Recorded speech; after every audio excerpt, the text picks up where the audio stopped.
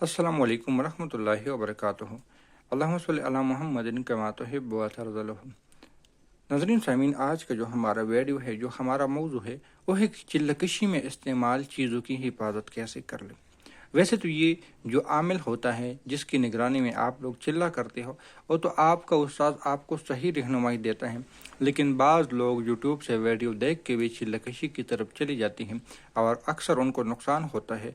लिहाजा मैं उसको जो बगैर किसी रहनुमाई के अमल करते हैं, किन किन चीज़ों से एहतियात करना ज़रूरी है, मैं उसके मुतल्लिक रहनुमाई करूँगा, गाइडलाइन दूँगा। अगर आप लोग किसी उस्ताद की रहनुमाई में अमल करते हो तो फिर मेरी बातें 100% फ़ायदेमंद नहीं है, आपकी उस्ताद की बातें 100% फ़ायदेमंद है। ये बात याद रख लेना, क्योंकि ज़रूरी नहीं जो बातें मैं यहाँ पे बयान कर लूँ आपके उस्ताद भी आपको वही बातें कर लें, तो वहाँ पे मेरी बातों का कोई भी मायार नहीं होगा, कोई कीमत नहीं होगी।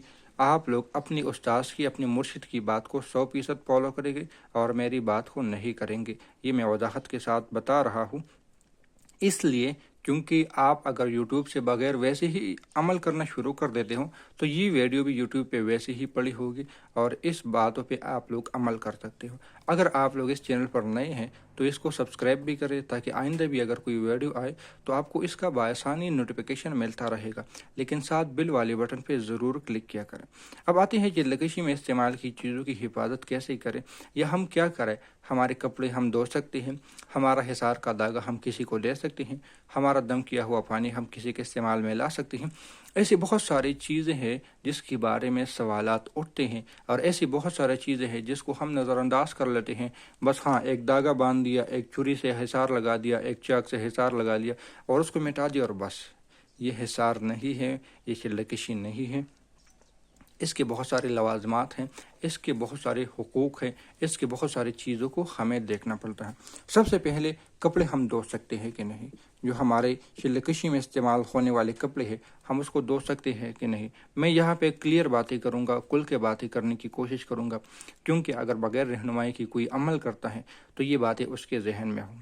अगर कपड़े मर्द है और अमल करता है और उसके कपड़े नापाक नहीं होते, ये बात याद रख लेना, नापाक नहीं होते किसी भी वजह से, वो खुद इंसान की अपनी फितरत की वजह से या किसी जगह से गुजरते हुए भैंस के बाड़े से, गाय के बाड़े से या किसी बच्चे बिल्ली के पेशाब उस पर लग जाए, किसी इंसान के बच्चे के, उनके अपने औलाद के बच्चों की पेशाब उस पर लग जाए और वो एक किस्म के नापाक हो जाए, तो फिर उसको कैसे धोएंगे। और अगर नापाक नहीं है तो फिर कैसे धोएंगे। अगर नापाक हो जाए किसी भी हालत में, किसी भी वजह से, वो चाहे मर्द के हो चाहे औरत के हो, क्योंकि ख़वातीन के ऊपर अक्सर बच्चे पेशाब बहुत करती है। लाजमी बात है, वालिदैन ने उसको समझाना होता है, उसको बनाना होता है और माँ ने ही बच्चे को संवारना होता है।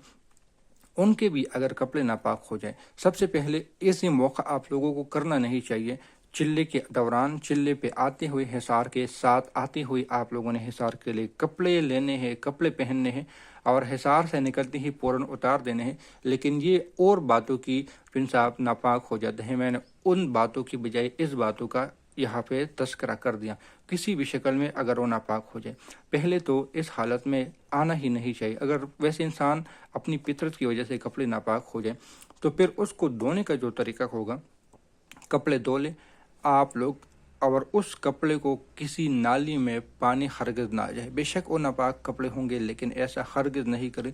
ये मैं शहर में रहने वाले लोगों के लिए ज़रूरी बात करूँगा, क्योंकि शहर में कोई जगह ऐसी होती नहीं है जहाँ पे हम पानी फेंक सके। गांव में तो किसी भी जगह फेंक दिया, शहर में नहीं होता, वो सीधा कड़र में चला जाता है।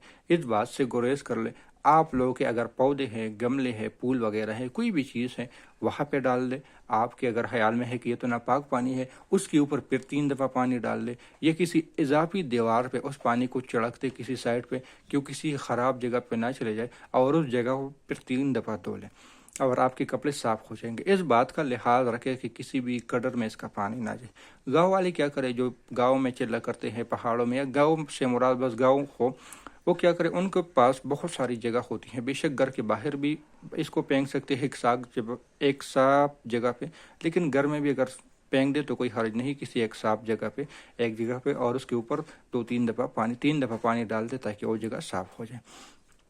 اور اگر آپ لوگ ویسے دھونا چاہتے ہو تو آپ کہتے ہو کہ بھائی ناپاک تو نہیں ہے پھر بھی دھونا، تو یہ غلطی کبھی بھی نہ کرے۔ اگر آپ کے کپڑے ناپاک نہیں ہے تو ہرگز اس کو نہ دھوئے، ہرگز کو نہ دھوئے۔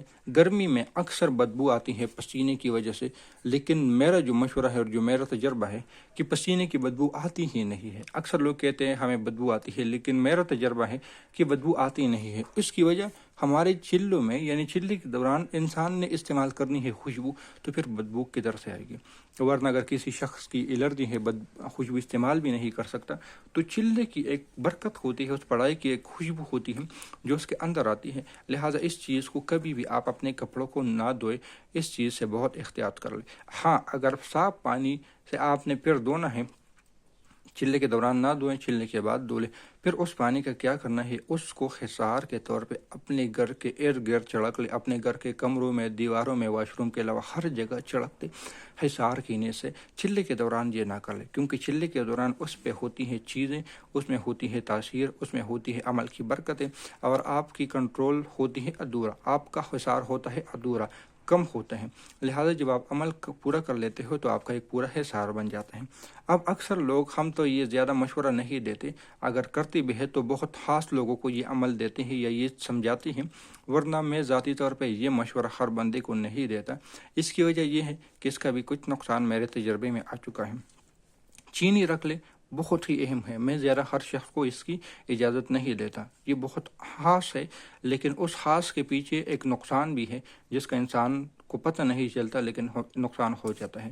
چینی، شہد، پانی، شکر، نمک، کچھ بھی چیز آپ اپنے ساتھ رکھ لیں، لیکن وہ چلے کے دوران آپ کسی کو دے نہیں سکتے۔ خود بیمار ہو جاؤ، چلے کے دوران کوئی بخار وغیرہ آ جائے، خود استعمال کر سکتے ہو، کسی کو دے نہیں سکتے۔ اگر خدا نخواستہ آپ سے یہ غلطی ہو گئی کہ آپ نے کسی کو دیا، تو پھر آپ کا چلہ سمجھ لے کہ آپ کی چیزیں دوسرے میں منتقل ہو گئی، ٹرانسفر ہو گئی۔ یہاں پہ میں ٹرانسفر کے متعلق زیادہ بات نہیں کروں گا، یہ ایک اور موضوع بن جائے گی، اس لیے ہم اس چیز کا کسی کو زیادہ تر مشورہ نہیں دیتے کہ آپ یہ رکھ لیں۔ لیکن اگر شخص پہ بھروسہ ہو، اطمینان ہو کہ ہاں یہ سنبھال لے گا، یہ کسی کو چیز نہیں دے گا، تو پھر وہ ضرور اس کام کو کر لے۔ لیکن ذاتی طور پہ نہ میں اپنے اسٹوڈنٹ کو یہ مشورہ دیتا ہوں، بہت خاص لوگوں کو یا بہت کم لوگوں کو دیتا ہوں جس پہ بھروسہ بن جاتا ہے۔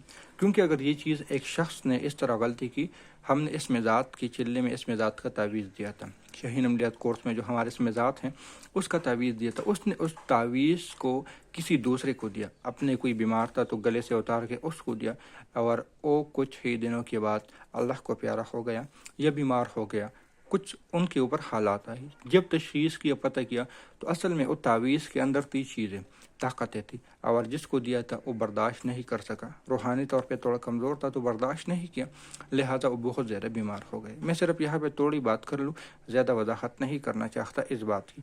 آپ کسی کو اپنی چیز نہیں دیں، کیونکہ یہ ٹرانسفر کے ذمے میں آتی ہے، اور ٹرانسفر سے بھی زیادہ خطرناک یہ آتی ہے کہ کیا یہ شخص اس قابل ہے جس کو ہم دے رہے ہیں۔ چلے کے بعد بھی آپ ان چیزوں کو جو آپ کے چلے میں استعمال ہونے والی ہے، اپنے عزیز و اقارب کے علاوہ کسی کو نہ دے۔ بے شک مریض آ جائے، آپ اس کو نہ دے، اگر دینا بھی ہے تو بہت سوچ سمجھ کے دے کہ میں یہ جو دے رہا ہوں کیا اس کے مجھے تو نقصان نہیں ہوگا، کیونکہ یہ ہے آپ کے چلے کی، ایک ہوتی ہے چلہ اور ایک ہوتا ہے کسی مرض کے لیے ایک علاج کی تلاش کرنا، یہ 2 چیزیں ہیں، یہ بات یاد رکھ لینا۔